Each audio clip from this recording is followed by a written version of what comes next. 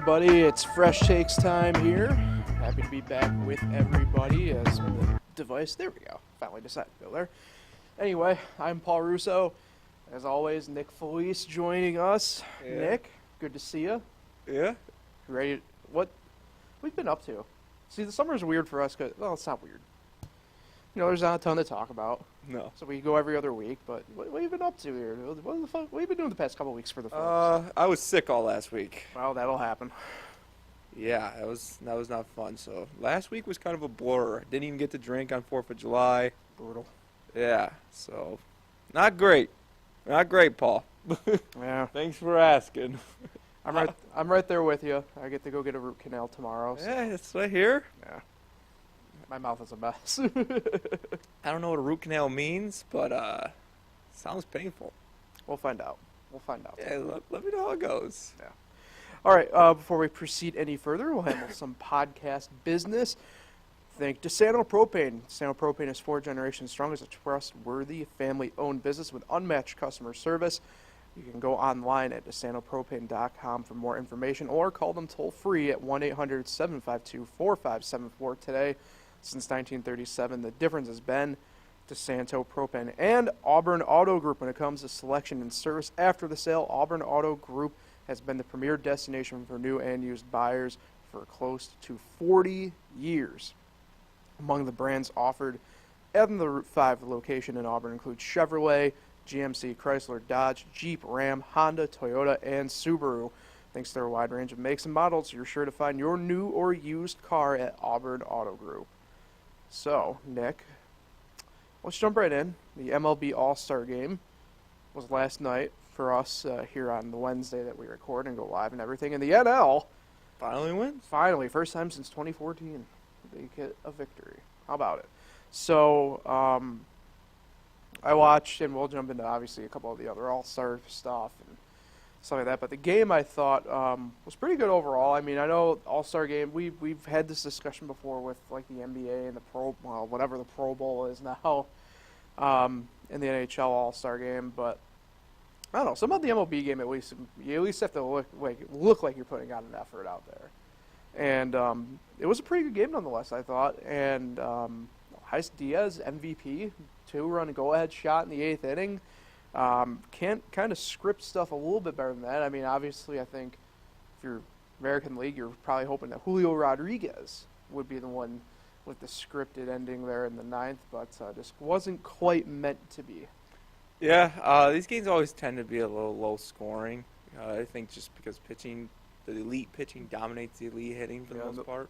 It's gone under now 16 of the last 17, I think it is. Really? Yeah. What was the last night? Runner. It was 17 years ago. I don't know about the last over exactly. No, I mean, what was last night's over-under? Oh, 7.5. 7.5, so it was 5. And, yeah, I thought it was, it wasn't the most exciting game in the world, but it was a great ending, I thought, with Julio coming up there. Kyle Tucker getting that walk, give him a chance to, if he hits a home run, they would have won the game. That would have been epic. Mm-hmm. Unfortunately, Julio did not get a good pitch to hit there on the full count, and he ended up walking. Mm-hmm. And then Jose Ramirez struck out afterwards. But no, it was exciting. I watched the whole game. Always fun to see the current Pirate give up one of the 5 runs, and then an ex-Pirate backup catcher win MVP. Right. But it was a good sight to see. And also an ex-Pirate starting pitcher starting the game. Yeah. But don't worry, our current manager, who's had 4 consecutive 100-loss seasons for the most part, if you count that 2020 season, put it in, they would have got a loss 100. But he was out there. But anyway, I enjoyed the game, and yeah, like you said though, this is the best All-Star game of whatever you want to call the other one, the Pro Bowl, the NBA, NHL All-Star Game, because you actually have to try in this one. Hopefully, Jordan Romano's all right. I don't know. Yeah, it was weird. I thought I initially thought it was his elbow because his elbow looked strange. It looked like he had like a knot almost on it, but they were saying it was lower back, which I guess what makes sense after that stance, I guess, when Lourdes Gurriel hit the not home run foul. That was interesting. I didn't want to talk on that. I didn't want to talk about this. They really overturned that in an All-Star game, didn't they? And I was with you. I thought it. I was like, I don't know how you miss it. I did think it was foul, but like there was no good angle on it. No. And every time I kept trying to hear the sound because I thought it might have maybe like hit off like the foul pole or something. There was nothing. So I'm like, I don't know how they missed it then. Yeah. Like it was wild. Yeah, it was pretty clear. I mean, with replay, those are one of the easier replays to get right because from that angle, the one angle they had looking at the pole, if it goes behind, you'll see it. If it disappeared for a second, that means it went behind the pole, which means it was foul, and it did. That's what it did. So they got the call right, but on the field, I mean, watching, I thought it was foul. I feel like if you were there, you thought it was foul, but I guess 6 umpires couldn't get the call right. That's the other thing about that too, right? Is for the All-Star game, they do have them down the line still. Yeah. And it's weird. I like they had Jim Wolf as the replay ump, and I like it's so funny. Like they show in the replay center, I'm like, is he just wearing like a pullover? Like what's going on here? But yeah, I was it was kind of weird too. I thought,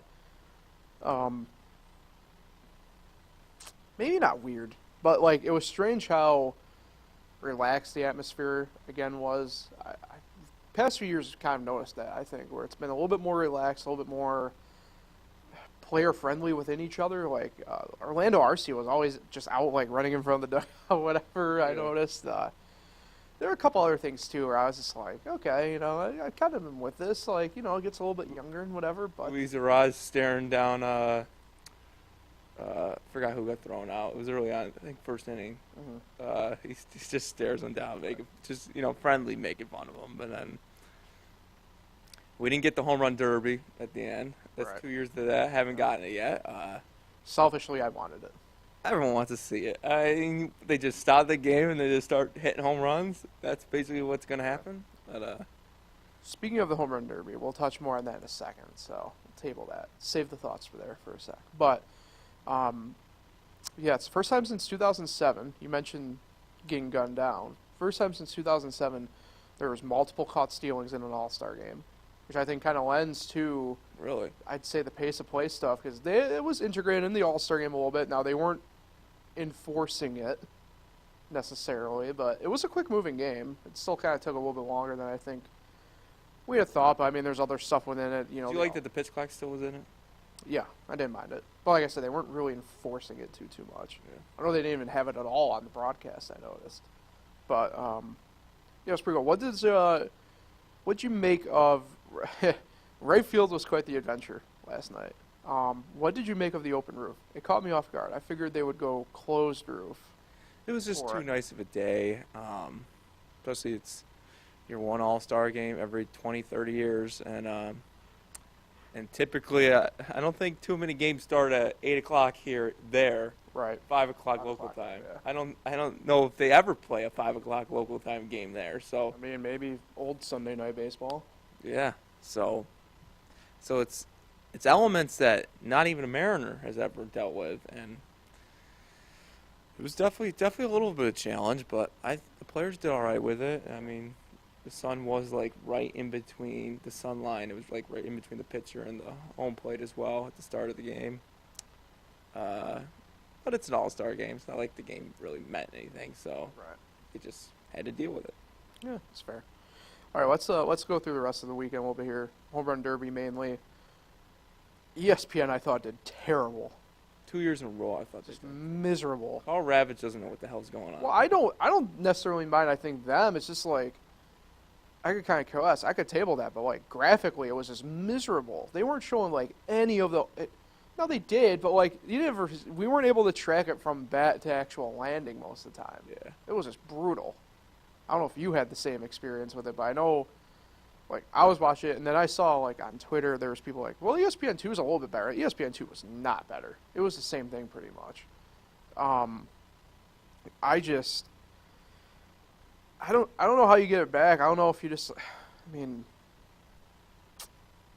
do you just let Fox have the whole weekend at this point? I mean, it was weird because Peacock handled pretty much everything Saturday and Sunday. ESPN obviously had the Home Run Derby Monday, and then Fox had the game itself Tuesday.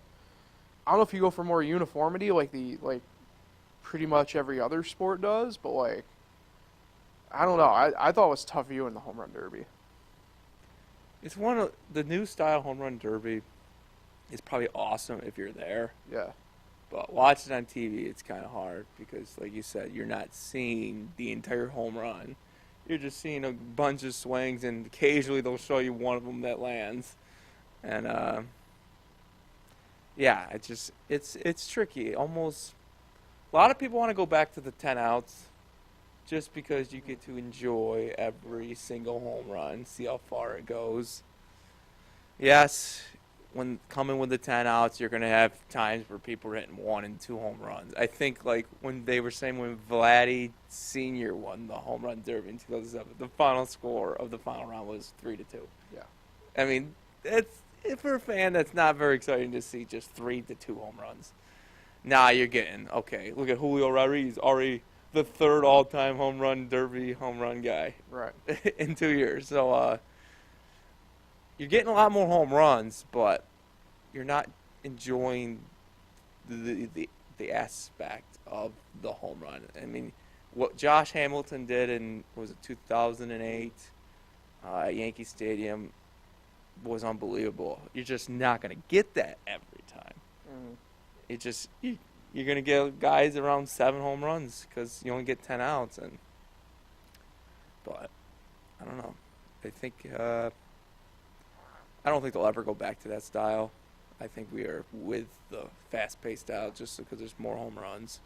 And the fans who are there get to get a lot better odds of getting a baseball as well. So, yeah, I think it's just, home run derby's just, if you're there, it's probably awesome. Yeah. But watching on TV, it's a little hard. Yeah, I don't know. I feel like being there in person, too, it might be tough, though. The way it's just kind of like bang, bang, bang like that in a way. I don't know. Never been. That's fair. Yeah, I don't know. I kind of miss Boomer every now and then. Yeah. Stuff like this. At least we got the back. But Yeah. and He we was did the get boy. we got a kid get smoked in the outfield too. Yeah, that was this bad. year. Did you see the picture of it by chance? No. He's banged up pretty. Excuse me. He's banged up pretty. Yeah, they surprised they got him out of there that quick. I thought he was gonna be down. He was down. Like, yeah, that was who hit it? Was that Vladdy? I think. I think so. Yeah, sheesh. He got smoked. We Yeah. always talk about how like it's bound to happen. It finally like really did happen. I mean, there's a bunch of kids just out there doing their own thing, and these guys are trying to crank it 500 feet, and one just so happened didn't get on top. He didn't get on below it and got on top of it and crushed him out in the outfield. And yeah, that had to hurt. Yeah. Unfortunate, but that's the risk you're taking going out there. Even Yeah. if it's parents have to tell me, like, be careful. They're not gonna always hit a home run. You got to watch yourself. Yeah. Of course, first father-son duo winning the home run derby now with Vlad and Vlad Jr. So interesting stuff there. I know people are joking like, "Balls in your court, Griffey's." I'm like, yeah, let's see Griffey Sr. at least swing a bat. Let's touch on some other news here for the MLB kind of at this point. The Players Association wanted to get an extension of the pitch clock in the playoffs, and it sounds like Manfred kind of entertained it, but pretty much shut it down. There's no pitch clock in the playoffs? No, there is, but they want an extended pitch clock, adding I think it was 2 or 3 more seconds on it. Oh, okay. Which I don't think that's going to make a ton of difference. I think that's only for players, I think, trying to maybe because it's the playoffs and they want to quote-unquote have more time type thing, but I don't know. Other than that, it was a fairly quiet-ish All-Star break in terms of news. I mean, the only other news was still the stuff with Oakland and stuff like that.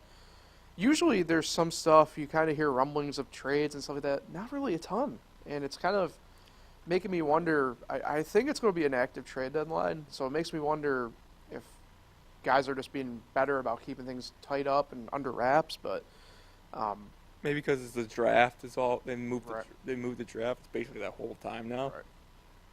Now let's talk about that for a minute. College, it was a pretty big college year draft-wise, in my opinion. Yeah. Kind of like one of those deals where after the fact, and there's not a ton of high school guys I knew this year. Kind of, the way everything was playing out, I kind of figured to be a bigger college draft. And your Pirates were #1 this year overall, and I know you're hoping for Dylan Cruz, but didn't quite go that route. Stuck with LSU though, and went Paul Skenes. Yeah, I like the kid. You know, he's got a hell of an arm. Skenes or Skeens. I apologize to the people of Louisiana. But Cruz sounded like he didn't want to go to Pittsburgh, so You wanted a big signing bonus. Was it like 10 million or Yeah. something? Like, which is like that's a couple million absurd. over the slot. yeah. And you know, as much as I mean, what they're comparing these guys. I'm not comparing when I say Steven Strasburg. I mean the Strasburg that came out of the draft, not the Strasburg that ended up being him. But anyway, these are like, they're one's being compared to Steven Strasburg and the other's being compared to Bryce Harper, who Right. happened to both go to the Nationals. But and the Pirates, I think, needed to get an arm. They've drafted a hitter in the first round since Ben Cherington's been the general manager there. So went with the arm. Probably biggest prospect since Garrett Cole since we took him at #1. Mm. And we know, as a Pirate fan, I know, if this guy is the real deal, especially starting pitching, they're expensive. And he comes up next year, get him for 6 years, 2030. Yep. That's our window. We know we probably can't sign him after that. He's probably going to want a mega deal if he's Right. like this real deal great pitcher. So we get him for 6 years, 2024 to 2030. We're talking 2030, though. That's the end of the decade. That's it. That's the window right there. He's going to be hopefully the ace of the staff. Hopefully lock up Keller as well. Get him as #2. Hopefully maybe like a Quinn Priester comes on. Get him as a 3. Not bad rotation for 6 years. And got some hitters coming up. A lot of them came up this year. More to come. Mhm. That's it right there. 6 years. Hopefully, I know this is crazy. Hopefully, one's a World Series championship. I mean, that's the goal right now. You Pirates fans and the people of Pittsburgh deserve it. Yes. So Deserve it. 6 years. Hopefully, one's the year. Got to spend like the Royals did that 1 year. Sure, the Royals are paying for it now, but I'd take a World Series ring. And Right. but anyway, back to the draft. Taking Skeens, and I think I'm glad they went with him. There was rumors they weren't even going to go with either LSU guy, and I was like, what?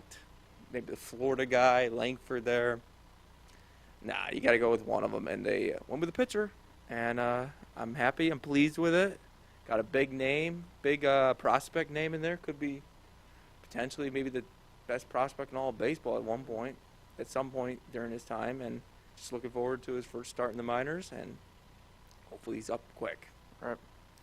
Yeah, I forgot to mention too, only because I just got the notification for it, but it's confirmed Sean Casey's contract for hitting coaches of the Yankees is only for the rest of the year. Did that caught you off guard as much as it kind of did some other people? Seeing the Yankees fire a coach mid-season like that? Yeah, I wish we would fire our hitting coach. But I know somebody who's available. Sean Casey will bring energy, that's for sure.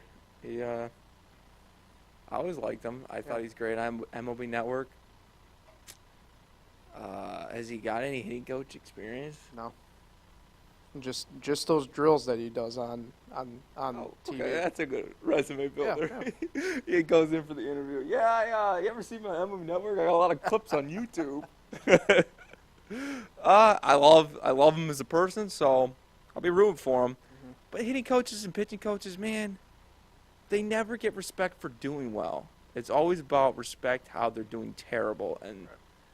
it's like it's like if the Yankees start clicking and Stanton and Rizzo start hitting it, all the credit goes to them and not really Sean Casey. Maybe Sean Casey because he's a bigger name, but like your average hitting coach, pitching coach, it's always the players get the credit. Right. They only get when they're not hitting well. It's like, it's the coach's fault. Right. So it's a tough job, I guess. But that's like defensive and offensive coordinator. So like you're next in line to be a manager. So maybe Sean Casey wants to be a manager, and hopefully he can turn around this Yankee offense here, and maybe someday, Who knows? maybe he's the next Yankee manager. I don't know about that. Why don't we just get him in a game for once There you go. as the coach? There you go. Yeah, his contract's only through the rest of the year anyway, so who knows? All right. Let's shift gears and talk some movies. July, big movie month here, especially at the end, where I wouldn't say it's a duel between Barbie and Oppenheimer, but it's interesting how it's kind of playing out, and it is movie madness in a way. I know we joked about when we went and saw No Hard Feelings, and I think you and Matt are actually legit on this. You guys are for sure doing both in the same day? Gonna try. Okay. I'm not sure what day that is. Maybe a week after. Yeah, maybe one Saturday. Just go out and watch them both. Never done that. Never watched 2 movies in a movie theater in one day. Yeah, maybe make a day out of it. No plans decided yet, but definitely interested in both movies. Well, you guys wouldn't be the only ones. Yes. So, and I heard both are pretty good. I can't remember if it's AMC or Regal, but whichever one has that like ticket app thing. They have 50,000 customers who purchase tickets for either movie and seeing them right after another Wow. for opening day when they come out the same day. It's nuts.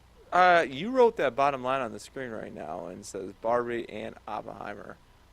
You wrote Barbie first. Does that mean you're interested in that one more? Well, it's like alphabetical here. Yeah, I don't know. I You know, think B comes before O. I think you're more interested in watching the Barbie movie. Ryan Gosling, of course.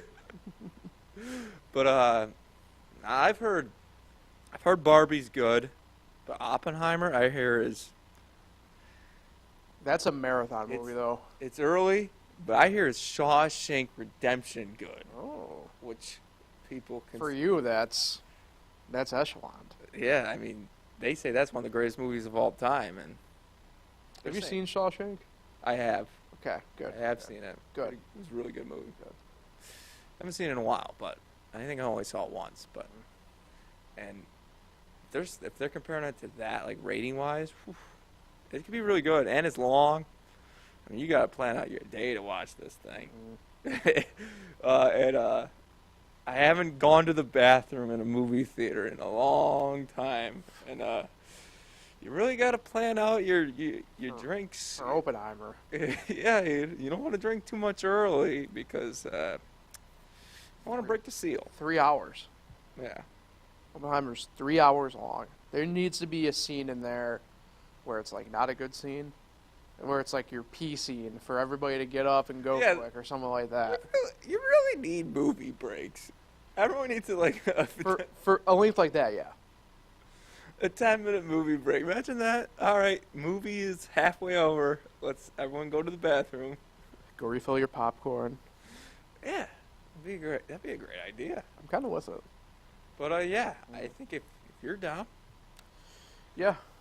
I mean, it does interest me. I mean, Barbie's kind of like it. So I'll start with the Barbie one here. It's kind of interesting, kind of seeing how it's like played out now, because it was this movie, right, that like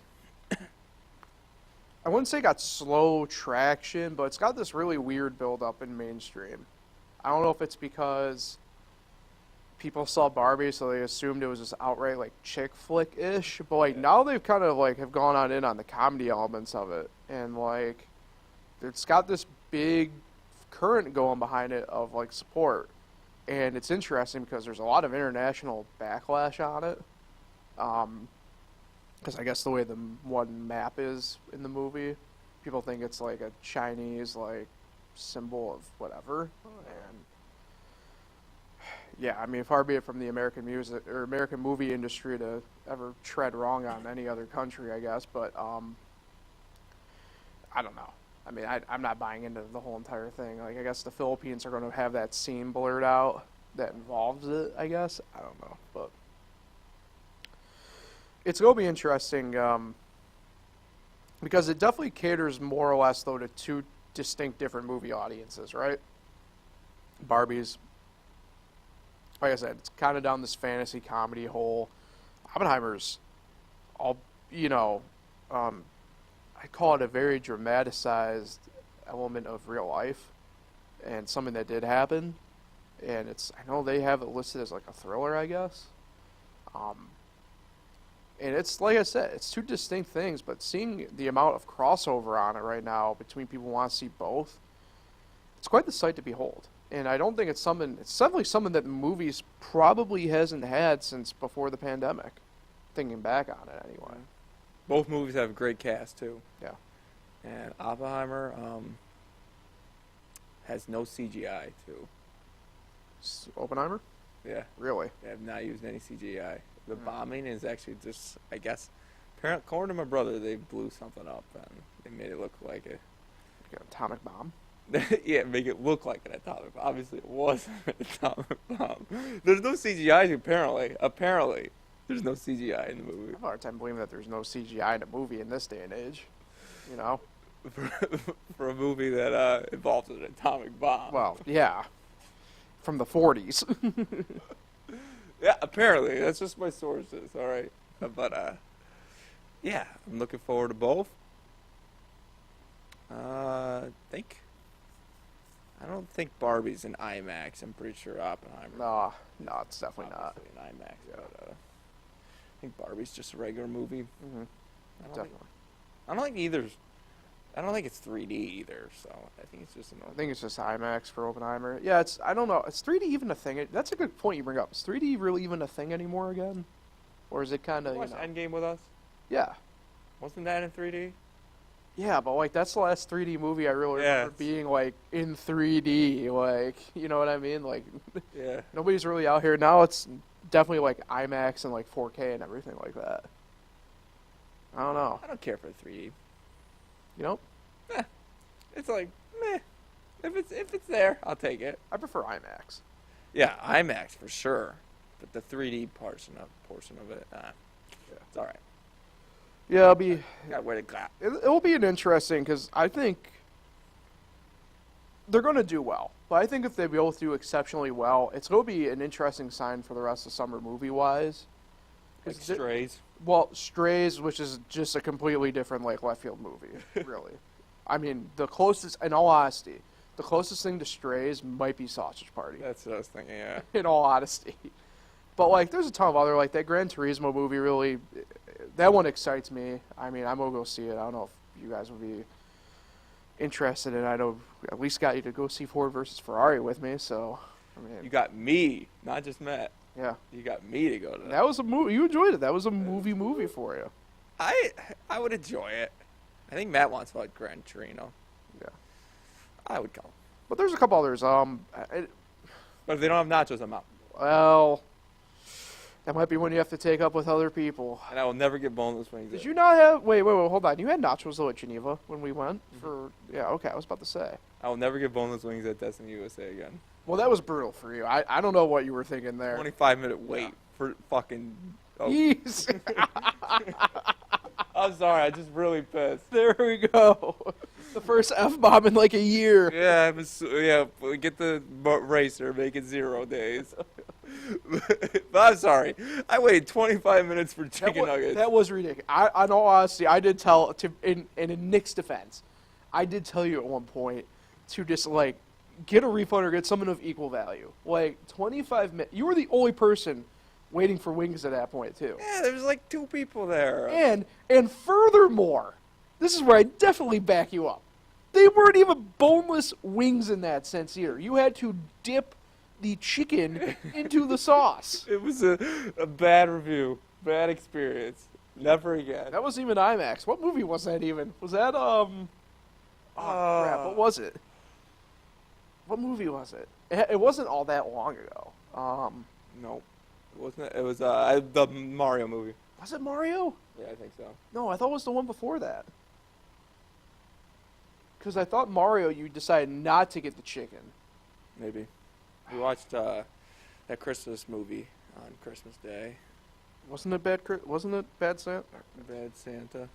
Why am I getting a call from? Okay. But yeah, never again. I do not recommend the boneless wings at Destiny USA's movie theater. Yeah.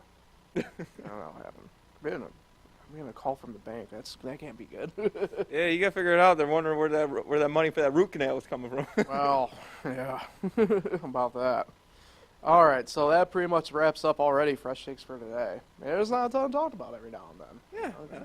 I'll see you in a couple weeks. Yeah, we'll reconvene in a couple weeks. Thanks everybody for tuning in. Nick, who are you shouting out today? I'm gonna birthday shout out. Next Saturday, the 22nd, is my friend Larry's birthday. Oh. This year's fantasy Jerry won fantasy hockey and basketball champion. Never won any of my leagues till this year, and congrats to Larry and happy birthday. Happy birthday, Larry. All right, so like, share, subscribe, all the fun stuff. We'll talk with everybody in a couple of weeks.